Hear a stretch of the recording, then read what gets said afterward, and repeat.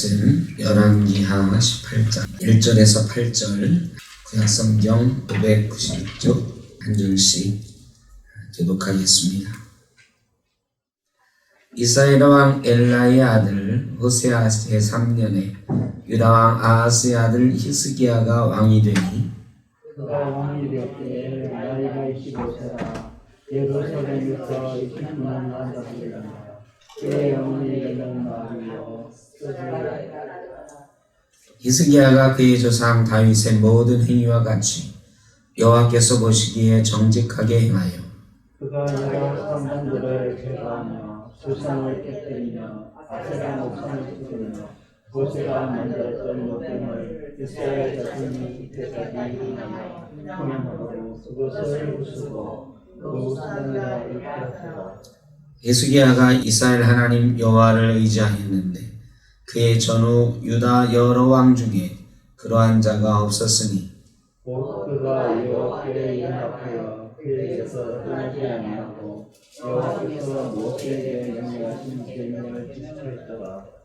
여호와께서 그와 함께 하심에 그가 어디로 가든지 형통하였더라. 저가 아수르 왕을 배반하고 섬기지 아니하였고 그가 블레셋 사람들을 쳐서 가사와 그 사방이로 만기에서부터 경관성까지 이르렀더라. 아멘. 히스기야 왕 유다의 왕 중에 남북 유다를 통틀어서 다윗과 솔로몬 시대까지 합쳐도 몇 안에 들어가는 훌륭한 임금님입니다. 요시야 임금이 종교 개혁을 해서 유명한 임금이지만 실제로 열왕기에서 가장 많이 다루고 있는 왕은 히스기야 왕입니다. 히스기야는 남북 유다 이스라엘의 왕 중에서 39명인데요. 그 중에서 제일 유명한 훌륭한 임금으로 뽑히는 분입니다. 이 히스기야 왕이 엘라의 아들 호세아 제3년에 왕이 되었다. 지난주에 우리가 이스라엘의 마지막 왕 호세아 시대를 보았습니다. 호세아는 북이스라엘의 마지막 임금이에요. 잘 우리가 새겨서 생각을 해야 됩니다.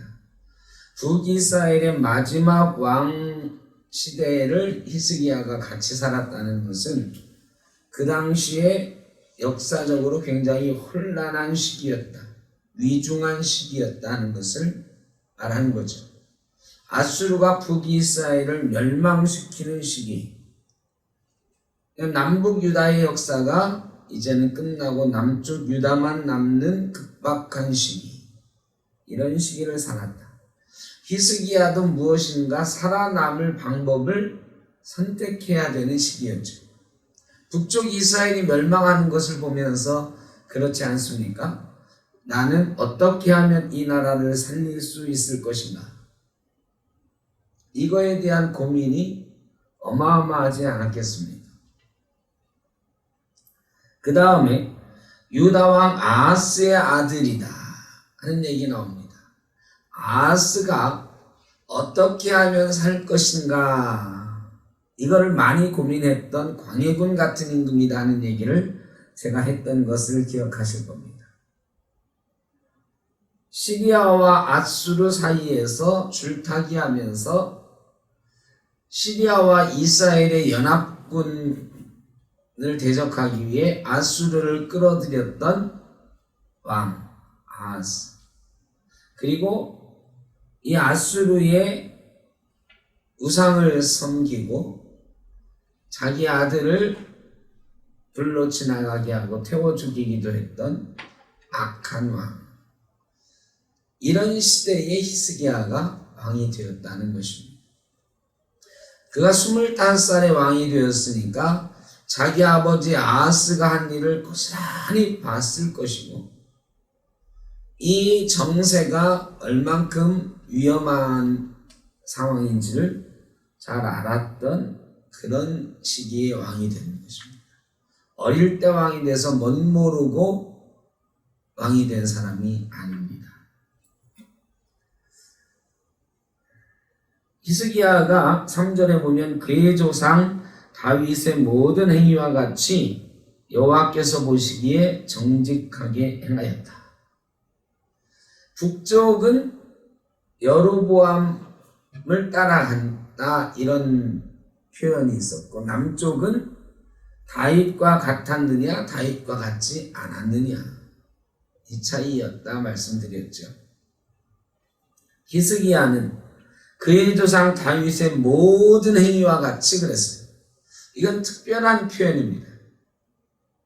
그의 조상 다윗처럼 하나님 보시기에 옳게 행하였다 이런 표현은 여러 왕들에게 있습니다만 그의 조상 다윗의 모든 행위와 같이 히스기야가 정직하게 행하였다.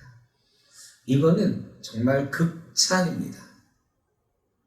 그러니까 성경에 다윗과 같이 하나님 앞에 인정받은 임금 중에 하나가 히스기야다. 대단한 거죠. 그래서 이 히스기야는 이스라엘 역대 왕 중에 다윗과 더불어서 쌍두마차다 할 수 있는 그런 훌륭한 임금입니다.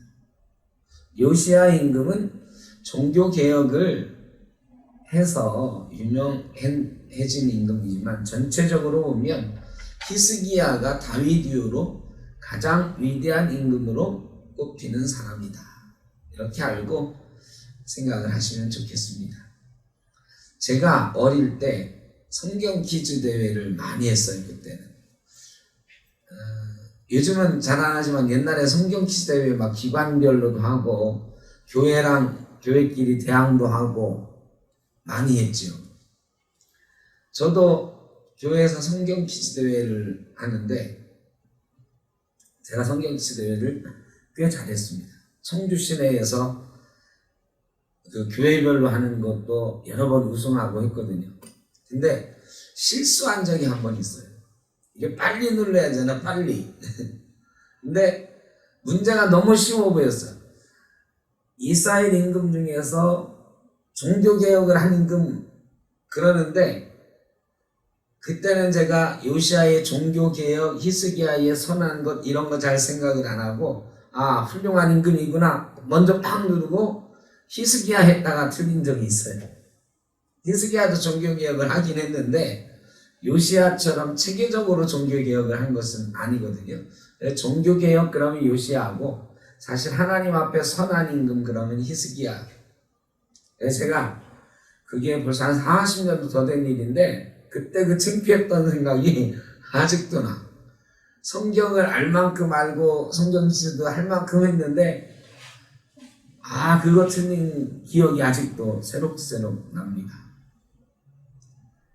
히스기야는 그만큼 훌륭한 임금. 그래서 훌륭한 임금 그러니까 먼저 팍 히스기야가 팍 지나간 거죠. 네. 순식간에 막 눌러가지고 히스기야를 대답했는데 땡! 아주 창피했어요.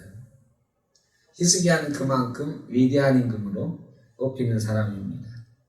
어떤 일들을 했느냐? 그가 여러 산당들을 제거하며 주상을 깨뜨리며 아세라 목상을 찍으며 그랬어요. 산당들을 제거했다. 산당의 문제가 이스라엘 신앙의 문제에 있어서 첫 손 꼽히는 악습이에요. 이 산당은 처음에 하나님을 섬기는 제단으로 개인적으로 세우는 거예요. 아니면 동네별로 세운 거고. 그러니까 요즘으로 말하면 예루살렘 성전이 있지만 예루살렘까지 가지 못하니까 천주교로 말하면 명동성당이 있지만 지역성당에서 다 이렇게 예배하는 것처럼 우리는 그런 통일될 만한 비유할 만한 그런 저기가 없네. 중앙성전이 없잖아요. 그러니까 서울대교구라고 하는 또 성공의 대성당 서울 주교자 성당이 있죠.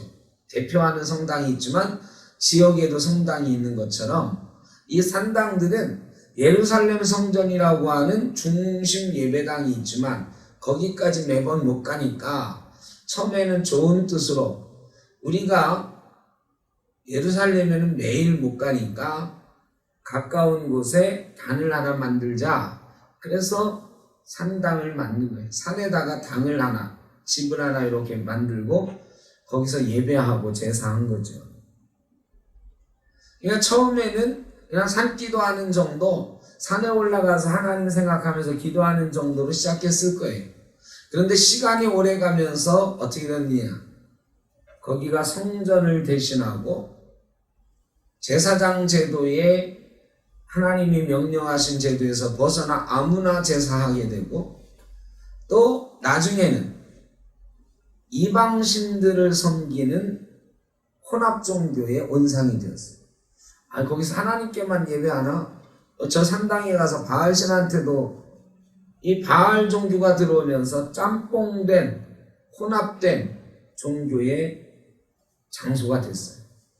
그래 이 산당들이 하나님 앞에 예배하기 위해서 처음 시작된 것이지만 나중에는 이방 종교까지도 같이 들어와서 바알 산당도 있고 뭐 이런 식으로 돼버린 거죠. 이 산당이 제일 큰 문제였습니다. 잘못인데 잘못인지 몰라. 그거 우리가 하나님한테 예배하려고 한 거야. 그게 뭐 잘못이야. 그리고 예루살렘에는 매번 못 가잖아. 마치 여로보암이 베델과 단을 쌓은 것처럼 그런 명분을 가지고 있는 장소였어요. 이 산당은 끝까지 안 없어집니다. 이스라엘이 멸망할 때까지, 유다가 멸망할 때까지 산당은 없어지지 않아요. 이 산당이 이스라엘 종교에 있어서 가장 뿌리 깊은 악한 습관이에요. 근데 히스기야 때 이 산당들을 제거했다. 근데 제거하지만 살아남습니다. 완벽하게 제거하지 못하고 히스기야 가지고 또 살아나고 요시야도 제거하지만 요시야 가지고 또 살아나고 아주 뿌리 깊은 그런 악습이에요. 그다음 주상을 깨뜨리면 이건 만들어진 상이지요. 주물로 만들어진 그런 상들을 깨뜨렸다. 목상을 찍었다. 나무로 깎아 만든 그런 우상들을 찍어버렸다. 근데 그 뒤에 재미있는 얘기가 나와요. 모세가 만들었던 놋뱀을 이스라엘 자손이 이때까지 향하여 분향함으로 그것을 부수고 느우수단이라 일컬었더라. 모세가 만들었던 놋뱀 여러분 아시죠? 광야에서 뱀에 물렸어요. 사람들이 3,000명 이상 죽었는데 모세가 뱀을 놋으로 만들어가지고 장대에 높이 드니까 그것을 바라보는 자마다 살았다 그랬어요. 여러분 모세가 놋뱀을 만들어서 높이 든 것은 이 뱀이 신령했기 때문에 그 뱀을 보는 자마다 살아난 건가요? 아니죠. 하나님께서 그렇게 명령하셔서 그 명령에 순종한 사람은 뱀을 보는 자마다 살게 한 거예요.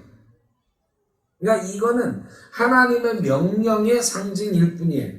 그리고 그때만 잠깐 독사에게 물렸던 사람들이 이것 쳐다보면 살아 하는 명령에 순종하느냐 않느냐. 순종한 사람은 살고 순종하지 아니한 사람은 죽었단 말이죠.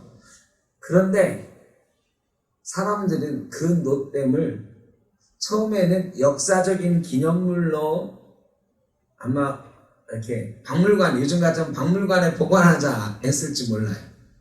어쨌든 버리지 않고 보관을 했어요. 모세도 여호수아도 그것을 없애라는 명령을 하지 않은 걸 보면 사실은 기념이 될 만하잖아요. 저게 그 광야에서 높이 들었던 놋뱀이야. 사실은 지금 있으면 수십억 가치가 될 거려 아마 역사적 유물로 아마 그런 식으로 처음에는 보관을 했을지도 몰라요. 그런데 이스라엘 백성들이 역사가 지나면서 그것을 그냥 유물로 기억하지 않고 그것을 향하여 분향했다. 이게 뭐예요? 그 놋뱀이 신령한 존재가 된 거예요. 아니 신적인 존재가 된 거예요. 저게 그때 우리를 구해준 뱀이야. 이렇게 된 거죠. 그래서 하나님 명령의 상징인데 자기들이 섬기는 상징이 되어버립니다. 그런 경우 꽤 많습니다. 인류 역사를 보면 역사적으로 중요했던 그런 것들을 섬기는 그런 일들이 꽤 있어요. 이 십자가, 여러분 어떻습니까? 이 십자가가 신령합니까? 안 신령합니까? 네, 십자가가 신령해요? 안 신령해요? 이 십자가가 만약에 우리 생떡교회가 한 100년쯤 뒤에 역사가 지속되고 있다고 하면 이 십자가 생떡교회 역사관 이런 데 전시되어야 되죠. 물론 그때도 예배당에 서 있으면 더 좋고요. 근데 이게 박물관에 말하자면 나중에 가야 되는 물건이에요. 그런데 이게 우리 생떡교회 처음은 아니다. 두 번째 십자가네. 우리 교회로서는 이죠. 그 십자가예요. 옥길지구에 성전 만들 때 2년 동안 건조한 나무로 이렇게 하면서 박물관에 보관을 할 거예요. 그런데 사람들이 저 십자가를 좀 꺼내라고. 우리가 저 십자가를 꺼내놓고 저 십자가의 신령한 기운을 좀 받아야 된다고 막 이 십자가에 절을 하면서 여기 앞에 예배하면서 이럴 만한 존재일까요? 아닐까요? 그건 아니죠. 이건 그냥 나무 토막이에요. 나무 토막. 박물관에 가면 그냥 나무 토막.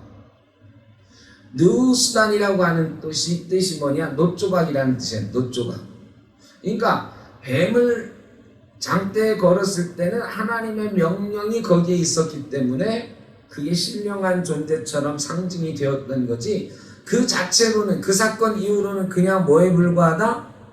놋조각에 불과하다.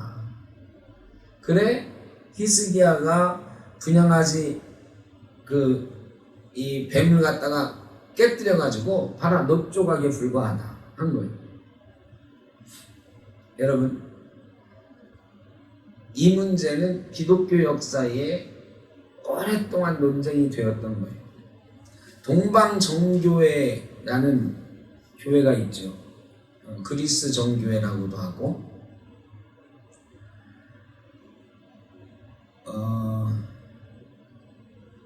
지금 세계의 기독교 가운데 가장 큰 종교가 어디냐? WCC에 가입되어 있는 교단 중에 카톨릭을 제외하고 기독교 계통의 교파 중에 제일 큰 교파가 어딜까요? 예? 장로교? 침례교? 제가 금방 말씀드려요. 동방정교회라는 교회가 있다고. 동방정교회. 동방정교회가 카톨릭을 제외한 제일 큰 기독교 종파예요. 전 세계적으로 4억 가까이. 러시아의 기독교인들은 다 동방정교회고, 근데 이 동방정교회하고 서방정교회가 나뉜 이유가 뭐냐? 성상 문제가 제일 컸어요. 성상 문제. 이 마리아상, 십자가의 예수상, 이런 것들을 인정하느냐 마느냐, 그거 가지고 싸웠습니다. 동방정교회는 굉장히 정통교리를 중시해요. 동방정교회는 성상을 인정하지 않았어요. 근데 지금 카톨릭은 성상 인정합니까? 안 합니까? 성상 인정합니다. 카톨릭 십자가에는 어떻게 되어 있어요? 예수님이 달려 있어요. 달려 있어요. 마리아상 같은 것도 있고요. 그래서 그런 상을 천주교 성당마다 가보세요. 가보면 반드시 그리스도 상이 있는 십자가와 함께 또 하나 뭐가 있냐면 마리아상이 있어요. 그리고 마리아상 앞에 가서 기도해요. 근데 동방정교회는 그렇지 않아요. 이거 가지고 싸우다가 나뉘어졌어요. 이 상 앞에 상을 신령한 것으로 여기는 것, 이런 조각을 신령한 것으로 여기는 것, 성경의 오래된 잘못된 관습. 그래 천주교도 사실은 마리아 상이나 예수님 상까지는 저는 사실은 잘 모르겠어요. 워낙 기독교 역사에서 싸움이 크게 있었던 거라서 십자가에 달린 예수 그리스도를 예배당 중앙에 모셔놓고 천주교 성당에 가보십시오. 다 그리스도장이 중앙에 있습니다. 그러니까 그게 제가 뭐라고 하기는 참 기독교 역사에 너무 오래된 문제이니까 그렇지만 마리아 상이라든지 이런 것들을 곳곳마다 세워놓고 그 앞에 기도하고 이런 것은 대단히 잘못된 것이다 그런 생각을 합니다. 상이 하나님의 자리를 대신 이거는 큰일 납니다. 우리 개신교도 오랫동안 이 십자가가 우상처럼 되어 있는 적도 있었어요. 십자가는 그냥 십자가일 뿐이에요. 예수님께서 달리셨기 때문에 십자가가 우리 마음속에 중요한 의미가 있는 거지, 이 나무로 만든 십자가 이거 자체는 그냥 나무일 뿐이에요. 나무. 히스기야가 오랫동안 모세 이후로 이때까지니까 몇 년이에요 도대체. 모세 시대가 1446년에 BC 1446년에 출애굽했거든요. 지금 이스라엘이 망했을 때니까 BC 722년이니까 자그마치 700년 동안 이게 있었던 거야. 700년 동안 그 노시 보관되고 그거를 사람들이 분양 거회 앞에 분양하고 있었던 거예요. 얼마나 오래된 학습이에요. 이것을 히스기야가 깨뜨렸다. 그때 그거 깨뜨리면 큰일 납니다 한 사람들 왜 없었겠어요. 근데 깨뜨려도 히스기야 죽지 않더라고요. 사람들이 깨달았겠지. 그거는 너 조각에 불과했구나. 5절에 보면 히스기야가 이스라엘 하나님 여호와를 의지하였는데 그의 전후 유다 여러 왕 중에 그러한 자가 없었다. 되풀이해서 히스기야를 칭찬합니다. 그가 여호와께 연합하여 그에게서 떠나지 아니했다. 여호와께서 모세에게 명령하신 계명을 지켰다. 그랬더니 하나님께서 복을 주셔서 7절에 여호와께서 그와 함께 하심에 그가 어디로 가든지 형통하였더라. 자, 여기까지가 히스기야의 신앙이에요. 근데 그 다음에 저가 아수르 왕을 배반하고 섬기지 아니하였고 그가 블레셋 사람들을 쳐서 가사와 그 사방에 이르고 망대에서부터 견고한 성까지 이르렀다. 하나님을 경외하는 사람이니까 이 다음의 이야기는 뭐냐? 아수르를 두려워하지 않아요. 하나님을 의지하니까 아수르를 두려워하지 않고 블레셋을 치고,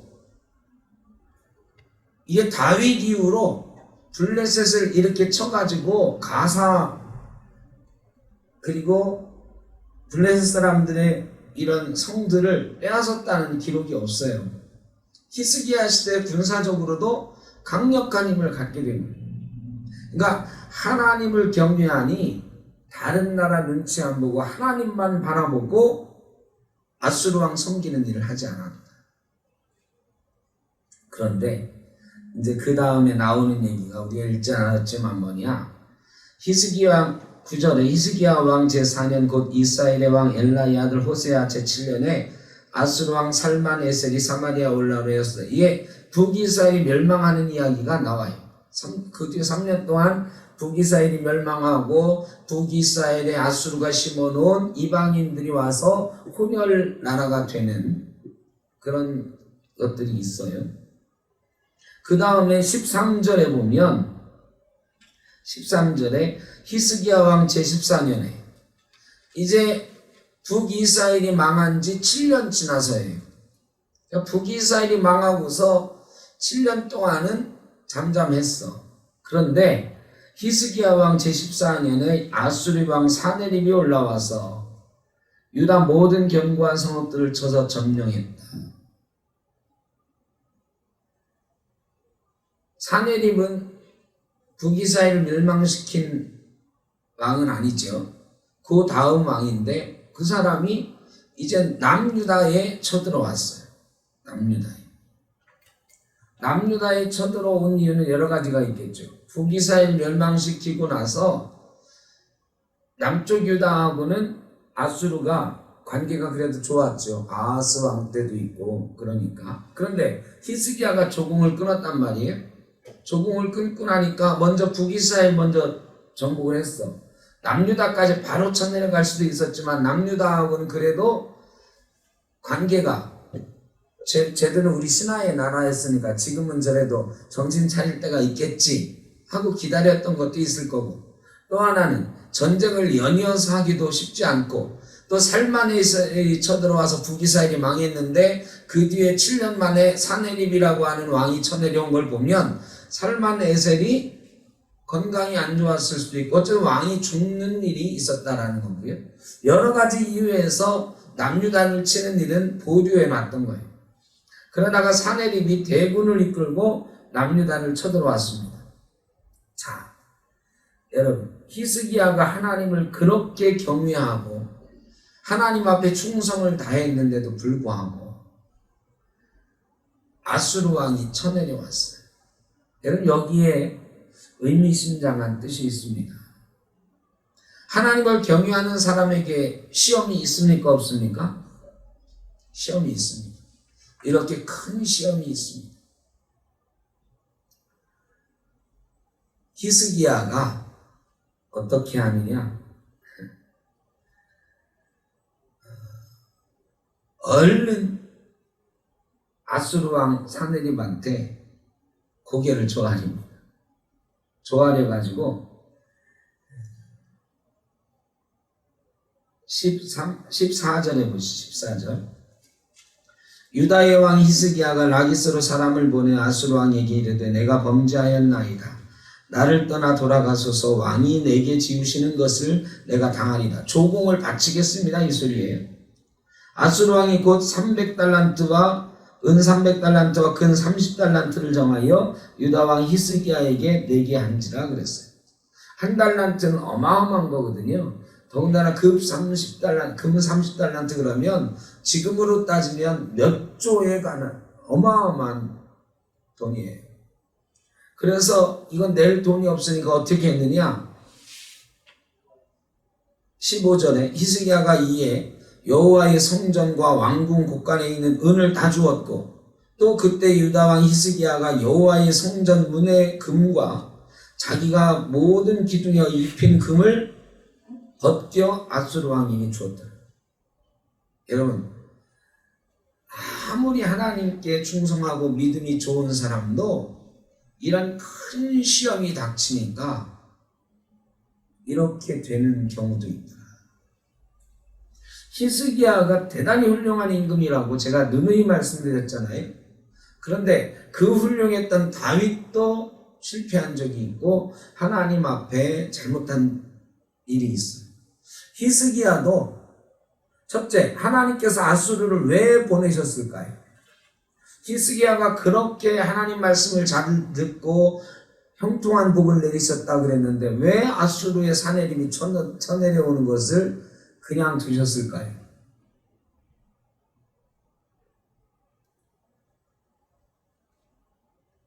하나님께서 히스기야에게 가르치고 계신 거예요.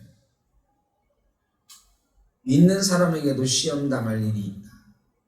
내가 너를 더 강하게 하려고 시험을 준다.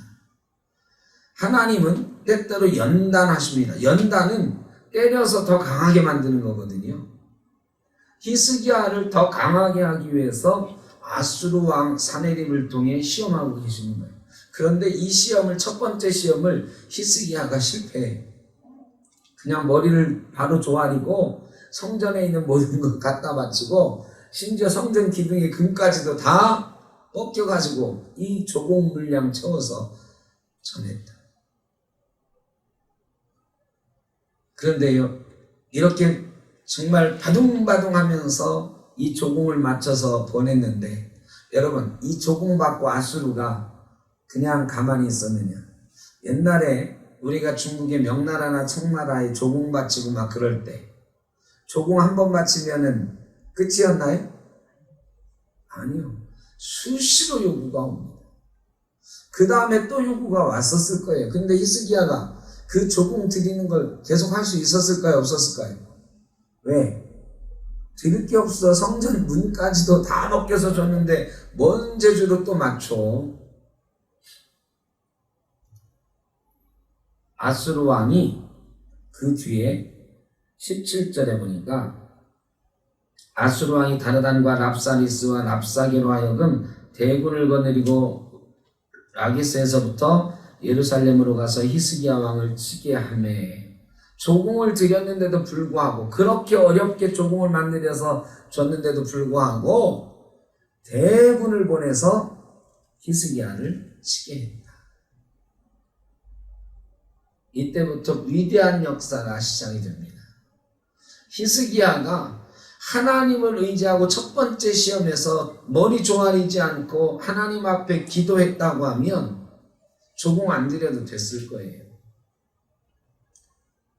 히스기야 시대는 우리에게 많은 것들을 가르쳐 주는데, 이 두 번째 침략은 뭘 의미하느냐? 이 시험 당했을 때 우리가 사람에게 순종하고 사람에게 의지해서 우리 할 일을 다 해서 그 사람을 의지했다 하더라도 그 사람이 우리를 지키는 것은 잠시뿐이다. 사람의 계략은 잠시뿐이다. 궁극적인 구원은 없다. 궁극적인 구원은 누구에게만 있느냐? 하나님께만 있다. 하나님은 지금 그걸 가르쳐주고 계시는 거예요. 이 랍사게라고 하는 사람은요, 재주가 좋은 사람이에요. 이 아수르의 장군인데 히브리 말을 잘해요. 어떻게 해서 그랬는지 몰라도 히브리 말을 잘하는 사람이에요. 이 랍사게 장군이 아수르 왕을 대신해서 이 예루살렘 성에 와가지고 큰 소리로 말을 하는데 히브리 말로 말을 하는 거예요. 어떻게 말하느냐? 첫째, 너희가 의뢰하는 것이 무엇이냐? 너희가 애굽을 의지하느냐? 북이스라엘이 애굽 의지하다 망하지 않았느냐? 그렇게 말합니다. 니들 애굽 의지하다가 죽고 니들 북이스라엘 망한 거 봐? 어림도 없어. 두 번째, 하나님을 의지할 수 있다고 믿느냐? 그 하나님이 있었으면 우리가 여기까지 쳐내려 왔겠느냐?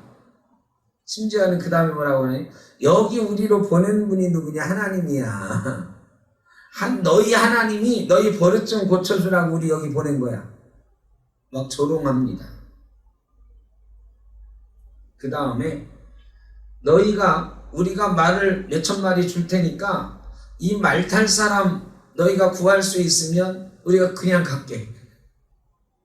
너희 봐라, 우리가 말을 줘도 말 타고 싸울 수 있는 사람 몇 명 없잖아, 니들. 그거 가지고 우리하고 싸울 수 있겠어? 별의별 말로 막 조롱을 하고 해.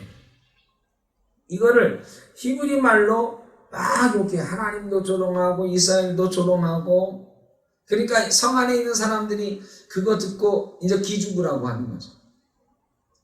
이 이스라엘의 사자로 간 사람들이 제발 히브리 말로 하지 말고 아람 말로 하십시오. 시리아 말로 좀 하십시오.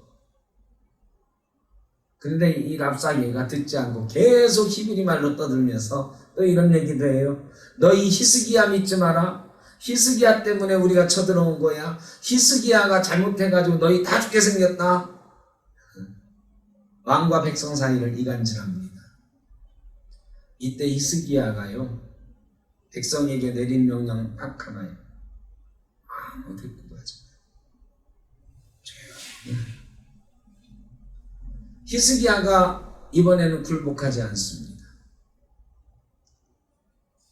여러분, 하나님 그렇게 잘 섬기는 히스기야도 첫 번째 시험은 떨어졌어요. 낙방했어요. 그래가지고 성전에 있는 것까지 탁탁 끌고 가지고 갖다 바쳤는데, 갖다 바친 결과가 이 모양이에요. 대군이 몰려와서 예루살렘을 포기하고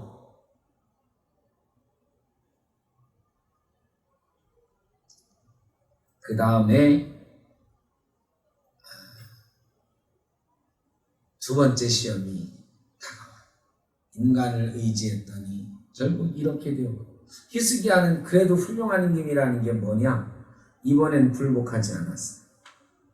그리고 히스기야의 위대한 역사가 다시 시작이 됩니다. 그 이야기는 19장에서.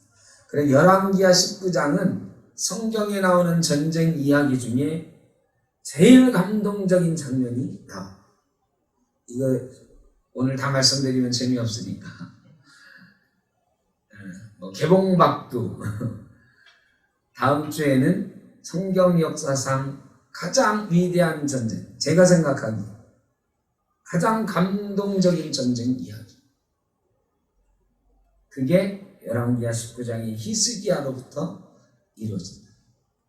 하나님을 다시 의지하는 히스기야가 어떻게 이 대군을, 말 탈 사람 2,000명도 없어가지고 조롱당하던 이 남유다가, 예루살렘이 어떻게 해서 그 대군을 이기는가. 그야말로 기적적인 역사고 히스기야의 믿음의 승리이고 성경에 나오는 전쟁 이야기 중에 가장 감동적인 전쟁의 이야기가 열왕기하 19장에 나옵니다. 여러분이 미리 한번 읽어오셔도 좋고, 다음 주에는 히스기야의 전쟁 이야기, 감동적인 전쟁의 승리에 대한 이야기를 함께 나누겠습니다. 오늘 우리가 다시 복습하면 아무리 훌륭한 사람도 시험에 떨어질 수 있다. 형상을 의지하지 말고 하나님을 의지해야 된다. 사람을 의지하지 말고 하나님을 의지하라. 또 히스기야가 아하스의 아들인데, 아하스가 그렇게 악한 왕이잖아요. 25살의 왕이 되는데 아버지 같지 않았다. 부모 탓하는 사람 많아. 내가 이렇게 된 건 다 우리 부모 탓이. 여러분, 아니에요. 부모가 아무리 악해도 히스기야 같은 임금이 나오더라. 또 부모가 너무너무 훌륭해도 악한 아들이 나온다는 것, 그 다음에 우리 이 역사를 통해서 볼 수 있습니다. 여러분, 신앙은 자기 문제, 자기 결단이에요. 자기가 하나님 앞에 어떻게 서느냐의 문제지 부모 책임 아니에요. 내 형제 책임도 아니에요. 내 책임이다. 우리가 히스기야를 통해서 하나님 앞에 온전히 바로 서가는 성도로 다짐할 수 있기를 바랍니다. 기도하겠습니다. 사랑의 아버지 하나님, 히스기야 훌륭한 임금을 저희가 바라볼 수 있어서 참 감사합니다. 그가 하나님만을 의지하고 그가 형상들을 의지하던 이스라엘의 악습들을 깨뜨려가는 모습을 보았습니다. 저희 속에 있는 형상에 대해서, 잘못된 것을 의지하는 것에 대해서 우리 마음도 깨뜨려 주시고 온전히 하나님 앞에 바로 설 수 있게 하여 주옵소서. 그런 히스기야가 사내립이 쳐내려왔을 때 실패하는 것을 봅니다. 아무리 믿음이 좋은 사람에게도 시험은 있고 그 시험을 하나님을 의지하지 않고 치를 때는 실패할 수밖에 없다는 것을 다시 한번 우리에게 말씀하시니 저희가 마음을 다잡고 어떤 시험이 와도 흔들리지 않는 믿음으로 하나님만 바라보며 살아갈 수 있게 하여 주옵소서. 믿음의 임금 히스기야처럼 우리도 하나님을 의지하여 승리하는 역사를 이루어가게 하여 주옵소서. 흩어져 있는 우리 센터교회 성도님들 어디에 있든지 이 어려운 역사 속에서, 이 어려운 현실 속에서 많은 시험 가운데 있을 터인데 실패하지 않게 하여 주시고 하나님만 바라보며 성공하는, 승리하는 성도로 살게 하여 주옵소서. 이제는 우리 주 예수 그리스도의 크신 은혜와 아버지 하나님의 무한하신 사랑하심과 성령의 인도하시며 교통하심이 히스기야처럼 하나님만 바라보며 살겠습니다. 하나님 앞에 인정받는 믿음의 사람으로 살겠습니다. 다짐하는 주의 사랑하는 자녀들, 머리 위에, 가정 위에, 일터 위에 흩어져 있는 우리 샘토교회 모든 권속들과 이 땅에 어려움 당하는 이 나라 이 백성 위에 영원토록 함께 하시기를 간절히 축원하옵나이다.